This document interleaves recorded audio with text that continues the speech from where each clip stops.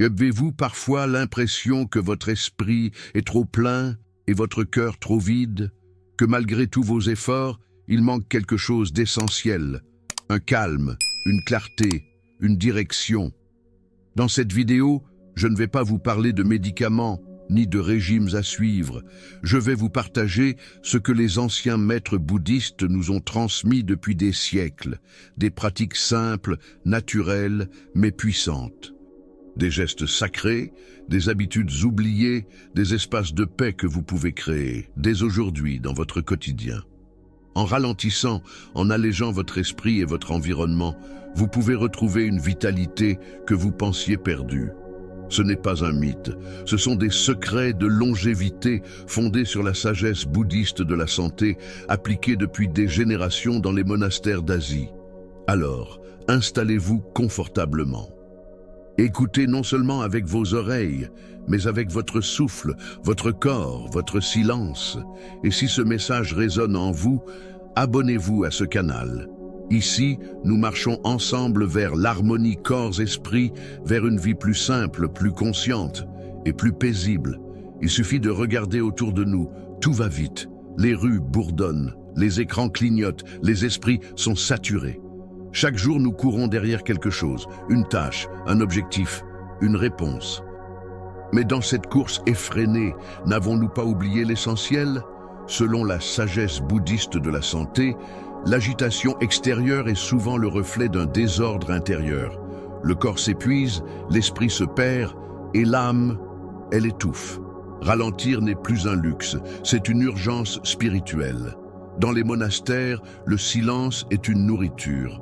On y apprend que la lenteur est un art sacré, une médecine douce contre les maladies modernes du cœur.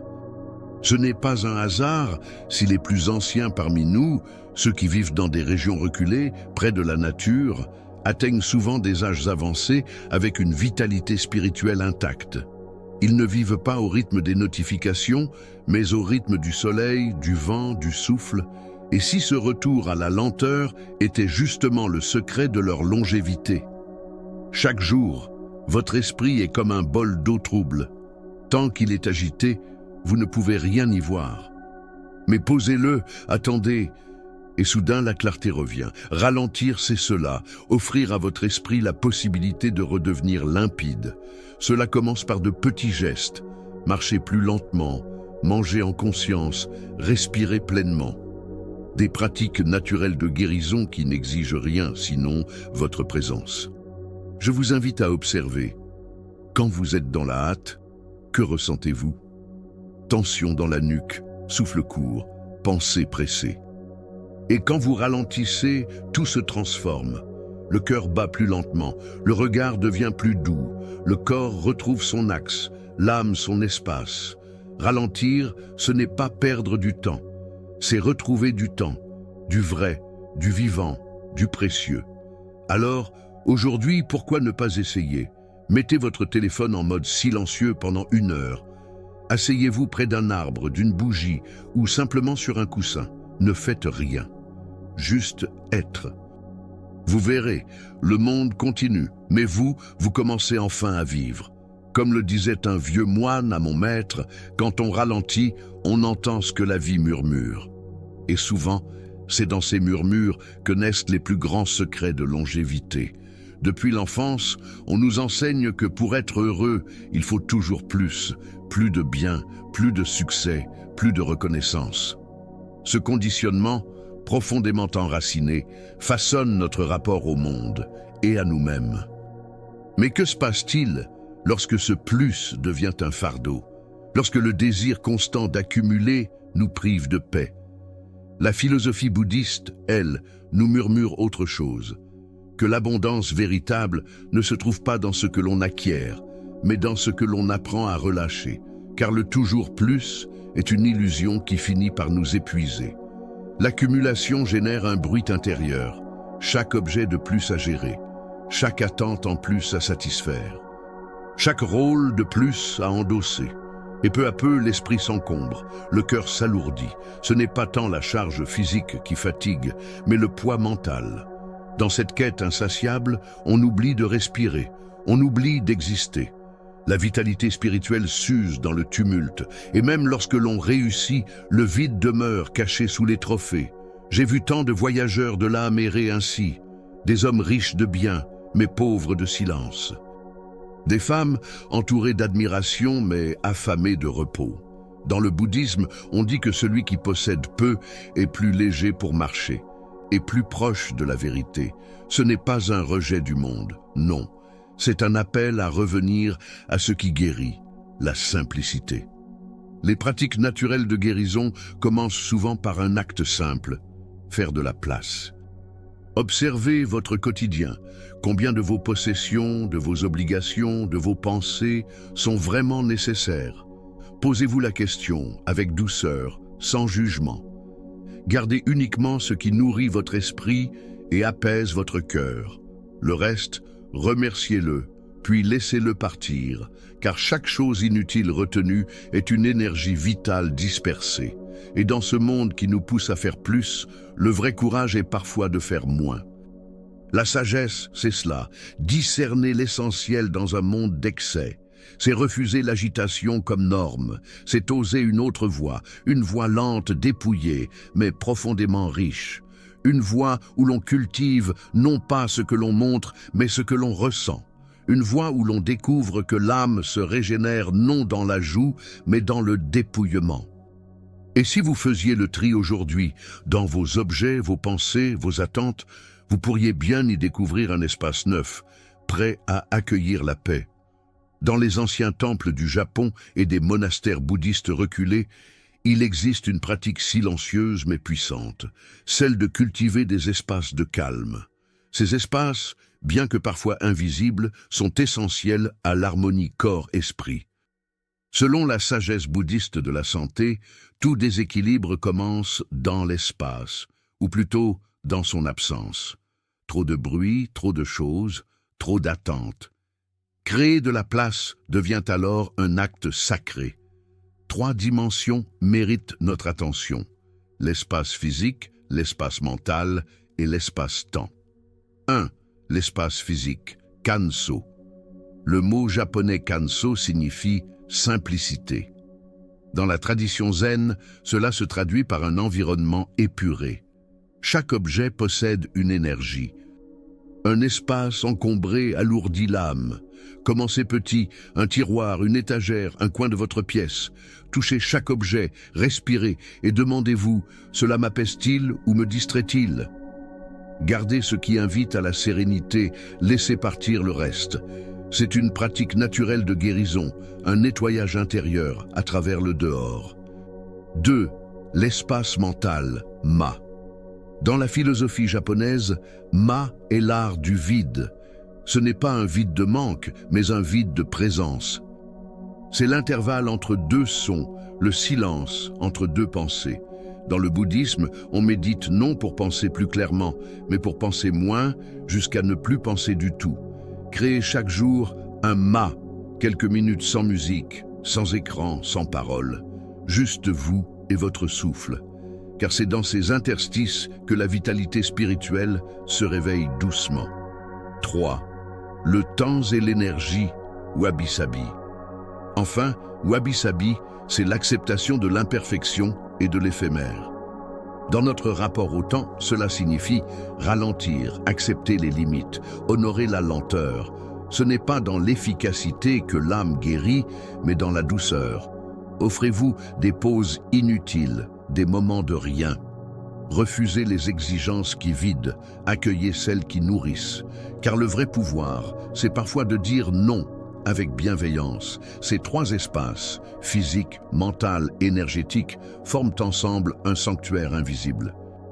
Et dans ce sanctuaire, le corps se repose, l'esprit s'ouvre, l'âme respire. Ce ne sont pas des théories, ce sont des rituels sacrés pour la santé, transmis par les moines depuis des générations. Là où il y a de l'espace, il y a de la vie. Et là où il y a de la vie, il y a la paix. Alors ce soir, avant de dormir, regardez autour de vous. Un objet à libérer, une pensée à poser, un rythme à ralentir.